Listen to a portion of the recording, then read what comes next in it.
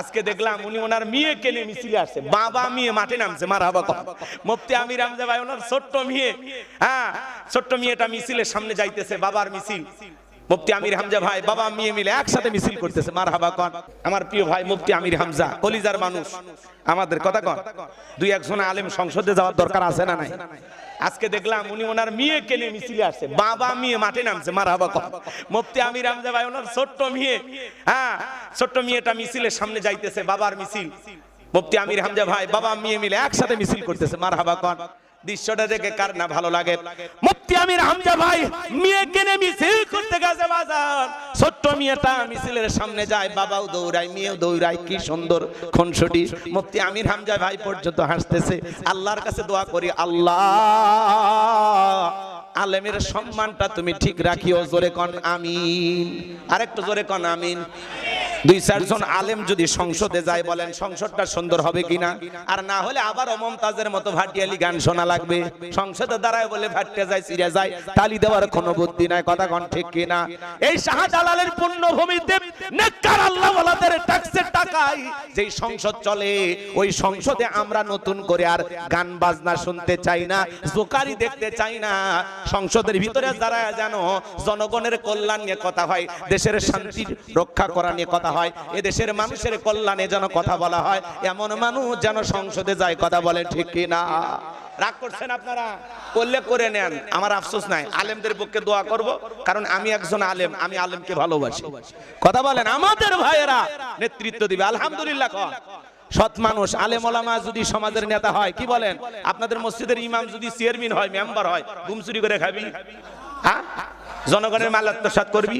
রাস্তার বরাদ্দ হয় 5 কোটি, উপর থেকে নিচ পর্যন্ত খাইতে খাইতে 4 কোটি শেষ। কোন মতে আলকাতরা দিয়ে রাস্তা কালো করে ধুয়ে যায়, ছাগল পেশাব করে বাঁচা যায়। এরকম নেতা দরকার নাই। দুর্নীতি, বাচ্চাদাবার, সন্ত্রাস, এদেরকে আর নেতা বানানো যাবে না। যারা দেশের টাকা বিদেশে পাচার করবে, বেগম পাড়া বাড়াবে, এরকম এমপি মন্ত্রীর আর দরকার নাই, কথা কয়। সবগুলো পালিয়ে গেছে, চেহারাও দেখা যায় না। মাঝে মাঝে খুন্দুকের ভিতর থেকে বের হয়ে একটু ভিডিও দেয়, একজনের শরীরই চলে না। উনি তো বলতেছে আওয়ামী লীগকে ছাড়া নির্বাচন এদেশের মানুষ মেনে নেবে না, এই নির্বাচন জনগণ প্রতিহত করবে। তা আপনি আসেন, লুকে থাকেন কেন? এই মালটা দেখার খুব ইচ্ছা আমার। কোন দেশে আছে ঠিকানা পাওয়া যাচ্ছে না। অনেকে খালি কয় ভারতে আছে। রাগ করতেছেন?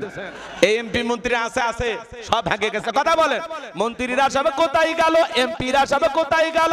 কোথায় কাদের কাকা? এদের সারা দেশটা এখন লাগে ফাঁকা ফাঁকা। পালাবো না, পালাবো না, পালাবো না, যাই না তাদের দেখা, ওদের সারা দেশটা এখন লাগে ফাঁকা ফাঁকা। আইন মন্ত্রী আটকে গেল আইনেরই ফাঁকে, দাড়ি সারা দরবেশটারে ভণ্ড ভণ্ড লাগে। দাড়ি কাটে নৌকা চড়ে পালাছে, ওরা জীবন দিয়েছে তাও নৌকা ছাড়েনি, কথা বলে ঠিক না? শুনেছি ভাই কত নেতা নেত্রী খাইতেছে ভাই ডান্ডা, বিচারপতি কালা মানিকের ফাটিয়েছে নাকি আন্ডা।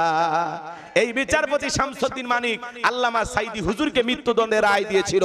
আমরা বলতে চাই এই বিচারপতি মানিককেও মৃত্যুদণ্ডের রায় দিতে হবে। জুলাই যারা রিকশায় ভ্যানে ছাত্রদের লাশ পোড়াইছিল, এদের 6 জনকে আজকে মৃত্যুদণ্ড দিয়েছে। একজন সেই কান্নাকাটি করতেছে আর বলতেছে আমি নির্দোষ নির্দোষ নির্দোষ বলতে বলতে অজ্ঞান হয়ে পড়ে গেছে। কে ভাই, তোমরা কেমনে পারলে মুসলমানের লাশগুলো আগুনে পোড়াইতে? একটু মায়া লাগেনি? তোদের ঘরে কি সন্তান নাই? তোদের ঘরে কি মা বাবা ভাই বোন নাই?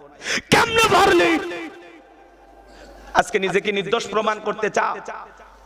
কারা অপরাধ করেছে আমরা জানি না, কারা লাশগুলো পুড়িয়েছে আমরা জানি না, তবে কিছুটা আমরা আনন্দিত হয়েছি যে যারা অপরাধী এদেরকে এইভাবে চূড়ান্ত শাস্তি দেওয়া হোক, কথা বলে ঠিক এরা। সত্যিকারের অপরাধীদেরকে ফাঁসি দিতে হবে। ওরা কেন ইমানদারদের লাশ পুড়াইলো, কথা কয়? যখন ওদের বুকে গুলি মারতিস, ওদের বুকে যখন গুলি চালাইছিস, তখন মায়া লাগেনি? আজকে নিজের ফাঁসির রায় শুনে মৃত্যুর ভয়, হ্যাঁ জিব্বা বার হয়ে আছে, ফাঁসি হলে কি হবে? আর জুলাই যখন এতগুলো মায়ের বুক খালি করলি, তখন তোদের মায়া মমতা গেছিল কই? হ্যাঁ, দালা 5-8টা দালা, তোদের খবর আছে, কথা কয়? একটু অপেক্ষা করেন, আমার কথা কি বিরক্ত হচ্ছেন? রাত 12টা পার হয়েছে, আগে কইছে আমার মাথা ঠিক নাই, কি বুঝছেন? একটু ঘুম ভাঙানোর জন্য একটু হালকা নাড়াচাড়া দেওয়া লাগবে। চাচা কি কথা? হ্যাঁ, চাচা রাজি আছে, কয় চলুক বাবা, লিল্লাহে তাকবীর। ঘটনা মানে ভুলে গেছেন। এই জন্য বাজান গো আমার, সামনে খুব চিন্তা ভাবনা করে, ওই যে বললাম আমাদের মিজানুর রহমান আজারি ভাইও কিন্তু বারবার বলতেছে তরুণদের প্রথম ভোট ন্যায় আর ইনসাফের পক্ষে হোক, সৎ মানুষ দেশপ্রেমিক তারা হবে নেতা, কথা বলেন ঠিক কিনা? যারা কখনো এই দেশের মানুষকে বিপদে ফেলে পালিয়ে যাবে না, কথা ঠিক। তবে আগামীতে খুব আলহামদুলিল্লাহ কল যিনি নেতা হতে যাচ্ছে অন্তত পুরুষ প্রধানমন্ত্রী আপনারা পাচ্ছেন, আর নামের শেষে রহমান থাকবে, কথা কোন ঠিক কিনা? খুব দ্রুত, আর কয়দিন, আজকে 5 তারিখ, আর 7 দিন, মানে আজ তো 6 তারিখ পড়ে গেছে, কি খন আর 6 দিন, এর মধ্যে রেজাল্ট পাওয়া যাবেন, আল্লাহ কবুল করেন। একটু জোরে খন আমিন। সামনের দিকে যাই বাজান গো আমার, সমস্ত মানুষগুলো যখন চলে গেল, ওই দেশের যিনি মন্ত্রী ছিল মারা গেল, নির্বাচন শুরু হয়ে গেল। আগে তো জনগণের মন কাইরা নিয়েছে, এইবার সবাই মিলে গোরস্থানে দারোয়ানকে মিশরের মন্ত্রী বানায়া দিল। আল্লাহর খেলা বোঝা বড় দায়। যিনি বাদশা ছিল বার্ধক্যজনিত কারণে অল্প সময়ের ব্যবধানে বাদশা মারা গেছে, বাদশাহীর সিংহাসনটা ফাঁকা। এইবার সমস্ত জনগণকে ফেরাউন ডেকে বলে, শোনো, বাদশা মারা গেছে, একটা বাদশা ছাড়া দেশ চলতে পারে না, তোমরাই বলো মিশরের বাদশা হবে কে? সমস্ত জনগণ ডেকে বলে, আপনার চরিত্র আগে জানা হয়ে গেছে, আপনি আমাদের বাদশা হয়ে যান, আমাদের কারো কোনো আপত্তি নাই। এইবার জনগণের সমর্থন যখন পাইছে, নেতাদেরকে ডেকে বলে, তোমরা বলো মিশরের বাদশা হবে কে? সমস্ত নেতারা ডেকে বলে, জনগণ যেহেতু সমর্থন দিয়েছে আমরাও রাজি, আপনি বাদশা, আমাদের কারো কোনো আপত্তি নাই। এইবার মিশরের সিংহাসনে বসার পরে, বাদশাহীর চেয়ারে বসার পরে, রাতের বেলায় নেতা যখন ঘুমাইতে যায়, চোখে আর ঘুম আসে না, আজে বাজে স্বপ্ন দেখে লাফায় লাফায় ওঠে। ঘুম কিন্তু আল্লাহর দেয়া নিয়ামত, কোটি কোটি টাকার মালিক, দামি বিছানা, দামি খাট, 4টা ঘুমের ট্যাবলেট খায়, এরপরে রাত 2টায় ছায়া দেখে, ছায়া থাকে, ছায়া থাকে, আছে না নাই? আর গরিব মানুষ রিক্সা চালায়, ভ্যান চালায়, কথা বলেন, মাঠে ময়দানে কাজ করে, রাতের বেলায় বউরে কোলে নিয়ে ঘুমায়, এত ঘুম যায় দেখেন ট্রাকের ইঞ্জিন ফেল, কি ডাকটা মারে। রেল স্টেশনে কত মানুষ মাথা তলে ইট দিয়ে ঘুমাইতে, কি ডাক রে ভাই, আছে না না? রাগ করতেছেন? আদি ডাক চাচা। গরিবকে আল্লাহ 2টা স্পেশাল নিয়ামত দিয়েছে, একটা হলো ঘুম আর একটা খাওয়া, রুচি। গরিবের জীবনে রুচি ট্যাবলেট খাওয়া লাগে না, আল্লাহ এত রুচি দিয়েছে। আর ধনী কোটিপতি শিল্পপতি টাকাওয়ালা সামনে এত ফল ফুড খাবার, খাওয়া যাবে না কে? ডাক্তার বলছে যত খাবেন কম তত বাঁচবেন বেশি, খাইলেই মরবেন। আল্লাহ ডিজিটাল একটা রোগ বের করছে, ডায়াবেটিস শরীর। এটা অনেক মানুষের হয়, হুজুরের হয়, সবারই হয়, কথা কি বুঝতে পারতেছেন? কিন্তু ওইটা হলে কি খায় কম না বেশি? কম। একটা গরুর গোশত তাও ধুয়ে খাওয়া লাগে, খাসি খালি দেখেই জিভের পানি আসে, কিন্তু খাওয়ার অবস্থা খারাপ। গরিব করছে এত খাবার খাওয়া যায় না বলে একবার খালি দিয়ে দেখ, ধান ভাঙ্গা অটো মেশিনের মতো সব খায়া সাবার করে দেবো, কথা কর ঠিক কিনা? আল্লাহ গরিব খাওয়ার রুচি দিয়েছে, কিনার টাকা দেয়নি, কিন্তু ধনীর কিনার টাকা আছে, খাওয়ার রুচি বন্ধ, কথা কন ঠিক কিনা? গরিবের বিছানা নাই, কোটি টাকার খাট নাই, কিন্তু ঘুম আছে। আর ওনার লক্ষ টাকার বিছানা, লক্ষ টাকার খাট, কিন্তু ঘুম নাই, 4টে করে ট্যাবলেট খায়, তাও ছায়া থাকে। এজন্য বাজান গো আমার, গরিব হওয়াতে মন খারাপ করবেন না, আল্লাহ যা দিয়েছেন আলহামদুলিল্লাহ। কথা কি বলবো না, দোয়া করবো ভাই? ফেরাউনের চোখে কি নাই? ঘুম নাই। পরের দিন সকালবেলা তার দরবারে জ্যোতিষী ছিল 400 জ্যোতিষী লিডারের নাম দবিরা, বয়স হলো 320 বছর। দেখে বলে, দবিরা কেন জানি রাতের বেলা ঘুমাইতে পারি না, আজে বাজে স্বপ্ন দেখি। এইবার দবিরা ভাগ্য গবেষণা করে বলে, নেতা যদি আপনি ছিলেন ভবঘুরে যুবক, তরমুজের খেতে লেবার, গোরস্থানে দারোয়ান, এরপরে মিশরের মন্ত্রী, বর্তমান রানিং বাদশা, আঙ্গুল ফুলা কলার গাছ, কিন্তু আপনার ভবিষ্যৎ জীবন বড় অন্ধকার। আগামী 3 মাসের মধ্যে মুসা নামের একটা ছেলে জন্মগ্রহণ করবে, ওই মুসার কারণে রাজত্ব পাওয়ার ক্ষমতা থাকবে না। নেতারে এমন কি আপনার জীবন যাবার সম্ভাবনাও দেখা যায়। এই কথা শোনার পরে ফেরাউনের মাথা ঠান্ডা না গরম? যদি বলতো মুসা আসবে খানকা বানায় বসে বসে জিকিরি করবে, তাহলে মাথা গরম করতো না। আজও বাংলার জমিনে দেখবেন যারা খানকানে বসে থাকে, যে সমস্ত পীরেরা, এদেরকে কেউ টার্গেট করে না। যারা কোরআন হাদিসের হক কথা বলে, আল্লাহর আইনের কথা বলে, আল্লাহর বিধান মোতাবেক রাষ্ট্র সমাজ পরিচালনার কথা বলে, তাদেরকে টার্গেট করে করে জেলখানায় ঢুকানো হয়, কথা বলেন ঠিক কিনা? এইবার দবিরার কথা শুনে হামানকে ডেকে বলে, এটা কো হামান, তাড়াতাড়ি করে বল, কি বললো দবিরা শুনলি? আগামী 3 মাসের মধ্যে একটা ছেলের জন্ম নেবে, তার নাম মুসা। ওর কারণে রাজত্ব পাওয়ার ক্ষমতা থাকবে না, এমনকি জীবন যাওয়ার সম্ভাবনা দেখা আছে। এইবার বল কি করা যায়? হামান ডেকে বলেন, এত টেনশন নাই, মাইট ইজ রাইট, জোরজার মুল্লুক তার, পাওয়ার রাজত্ব ক্ষমতা আমাদের হাতে, আমরা যা বলবো মিশরের জনগণ তাই মানতে বাধ্য।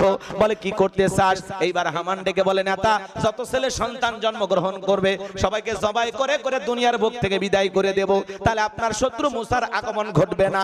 এই কথা শোনার পরে ফেরাউন ডেকে বলে, হামান রে, আসলে তোর মাথায় বুদ্ধি আছে, তবে শোন, ছেলেগুলোকে জবাই করবি, মেয়েগুলোকে জবাই করবি না, কারণ ছেলেদের মধ্যে আমার শত্রু আছে, মেয়েদের মধ্যে কোনো শত্রু নাই। তার মানে চোর হলো মানুষ ভালো, মোবাইল নিয়ে গেল, সিম কার্ড খুলে দিয়ে গেল, কথা বলেন ঠিক কিনা? সন্তান জবাই করা শুরু হয়ে গেল। 3 মাস অতিবাহিত হয়ে যাওয়ার পরে এইবার দবিরাকে বলে, দবিরা গবেষণা করে দেখ, আমার পথের কাটা মুসা মূল্য না বাস্তব। 3টি বর্ণনা পাওয়া যায়, একটি বর্ণনায় বলা আছে 20,000, আরেকটি বর্ণনা বলা আছে 24,000, আরেকটি বর্ণনায় বলা আছে 80,000। এতগুলো সন্তানকে বনি ইসরাইল মায়ের বুক খালি করে জবাই করেছেন, কিন্তু আপনার পথের কাটা মুসা এখনো মরে নাই, মায়ের কোলে জীবিত আছে, সুস্থ আছে, কিন্তু কোথায় আছে, কোন বাড়িতে আছে, এইটা বলার ক্ষমতা আমাদের নাই। বলুন আল্লাহু আকবার। ওয়া মাকারু ওয়া মাকারাল্লাহ আল্লাহু খায়রুল মাকিরিন। খেলাকার মুসারে আল্লাহ চাই বাঁচাইতে, ফেরাউন চাই মারতে, আর 14 গোষ্ঠী এক জায়গায় হয়ে মারতে পারবে না। এইবার ফেরাউন সেনাবাহিনীকে বলে, কি করলা, এতগুলো মারলা, আসলটাই মারতে পারলা না, যাও তল্লাশি চালাও, চিরুনি অভিযান চালাও, যে জায়গায় মুসারে পাইবা ধরবার জবাই করবা। একদল সেনাবাহিনী মুসা নবীর বাড়ি দিকে রওনা করেছে। মুসা নবীর বড় বোন নাম তার মারিয়ম, ডেকে বলে, মা, ওই যে ফেরাউনের সেনাবাহিনী দেখা যায় মা, আর বুঝি ভাইকে বাঁচানো গেল না, ভাইকে তুমি কই লুকিয়ে রাখবা? কে যেন এলহামের মাধ্যমে গাইবি আওয়াজ দেয়, বলে, মুসার মা, তোমার সন্তানটাকে চুলার ভিতরে ফেলা দাও, কথা দিলাম গো, তোমার ছেলেকে আবার তোমার কোলে ফেরায় দেব, জোরে কোন মারহাবা। এইবার ফেরাউনের সেনাবাহিনী পুরো বাড়ি তন্ন তন্ন করে খুঁজলেন, তছনছ করে খোঁজার পরে কোথাও কোনো কিছু পাইলেন না। এরা যখন চলে গেল, সলসল চোখের মধ্যে পানি নিয়ে মুসা আলাইহিস সালামের মা চুলার ভিতরে তাকায় দেখে মুসা নবী চুলার ভিতরে পড়ে মুস্কি মুস্কি হাসে। বলুন সুবহান।